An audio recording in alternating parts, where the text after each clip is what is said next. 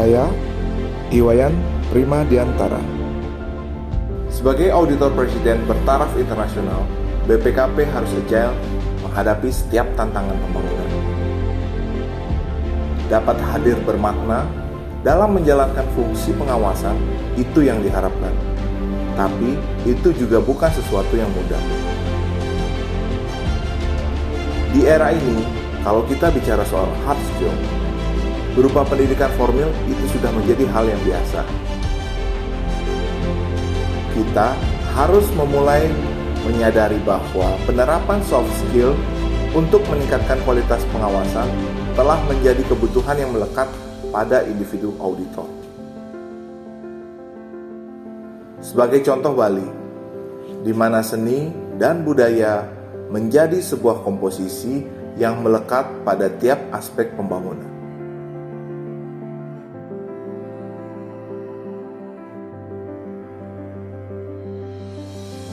Seorang auditor biasanya hanya mengerti tentang akuntansi saja, melihat sebuah bangunan seni sebagai bongkahan semen dan pasir. Sedangkan Bali yang notabene seni dan budayanya kuat membangun sesuatu tidak hanya sesederhana itu.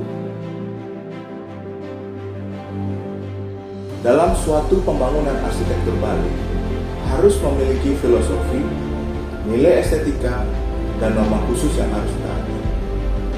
Norma itu disebut dengan Aste Kosala Kosali dalam budaya Hindu Bali. Contohnya, taman publik.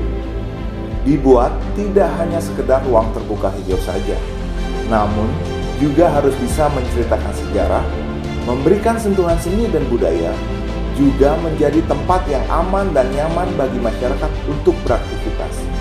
Begitupun prasarana pendukung pada bangunan maupun jalan.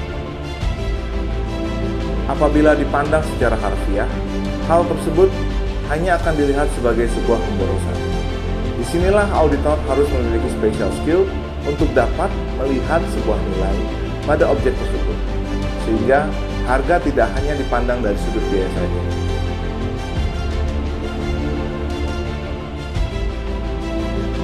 Saya lahir dan besar di lingkungan keluarga yang berlatar belakang seni. Kondisi tersebut memotivasi saya untuk mengenal dan mendalami seni.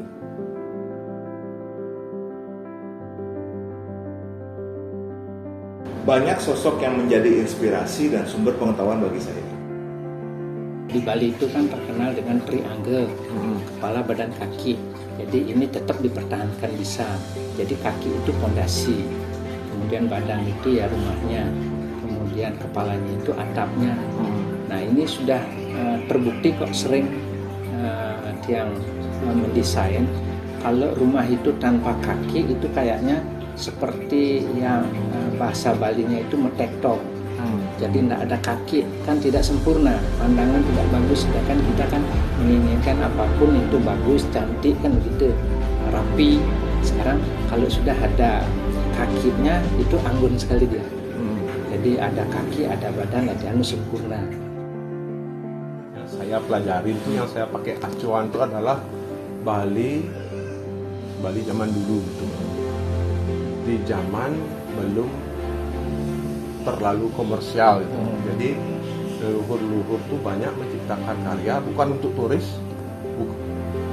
bukan untuk dijual, bukan untuk uang, melainkan untuk dinikmati oleh manusia dan dipersembahkan untuk ke Tuhan gitu. Jadi keikhlasannya itu yang saya rasakan. Leluhur saya itu bekerja berkarya tuh dengan keikhlasan sehingga mendapatkanlah karya yang sangat nafsu istilahnya ya, nafsu istilahnya ada jiwanya lah gitu. Jadi memang dia membuat karya tuh memang pure untuk bisa dinikmati oleh sesama manusia dan kebanyakan dipersembahkan untuk bentuk ketuhanan kayak gitu. Kalau lukisan itu sesuai tempatnya dengan situasi seputaran, jelas dia akan menimbulkan suatu, boleh dibilang kalau bilang aura juga nggak ya seperti apa ya, Tambah energinya energinya yang membuat pikiran orang itu menjadi tenang, melihat suasana lukisan bagus itu orang bisa menjadi tenang. Itu kan ada sugesti. Di samping itu kalau di Bali itu kita juga percaya dengan taksu kan. Nah, taksu ini adalah energi yang dimasukkan pada saat melukis oleh si pelukis. Apakah dia waktu itu lukisnya marah, apa waktu itu lukisnya sedang gembira, atau sedang jatuh cinta, kita nggak tahu ya. Nah, sehingga lukisan itu kadang-kadang berdampak.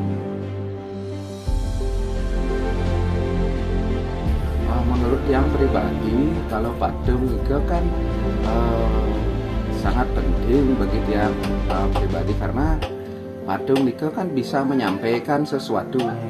Mestinya orang lebih cepat mengerti kalau ada patung, umpamanya oh ini ada di taman, umpamanya ada ceritanya Ramayana.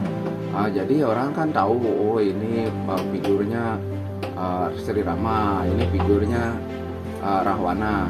Jadi di sana diceritakan ya contoh-contoh kehidupan. Artinya kehidupan dalam artian contoh seperti Sri Rama, beliau kan bijaksana, seorang pemimpin yang berbudi pekerti luhur, mengayomi rakyat, kan itu pesan-pesannya. Jadi yang kira patung itu sangat penting dalam hal Miki untuk masyarakat. Setelah saya bekerja di BPKP, menjadi seorang auditor, saya merasa petualangan dan pengalaman yang saya peroleh semenjak kecil bisa saya manfaatkan untuk menunjang kapabilitas saya dalam melakukan pekerjaan. Saya mengkolaborasikan tacit knowledge yang saya miliki di bidang seni dan budaya ke dalam proses pengawasan, sehingga saya bisa melihat suatu kondisi dengan sudut pandang yang lebih luas. Sudut pandang tersebut menjadi pengetahuan spesifik untuk meningkatkan kualitas pengawasan yang berhubungan dengan seni. Lebih luas lagi, pengetahuan tersebut bisa diterima tidak hanya sebatas dalam instansi pemerintah saja, tetapi juga dalam masyarakat umum. Itulah yang saya sebut dengan seni dalam pengawasan.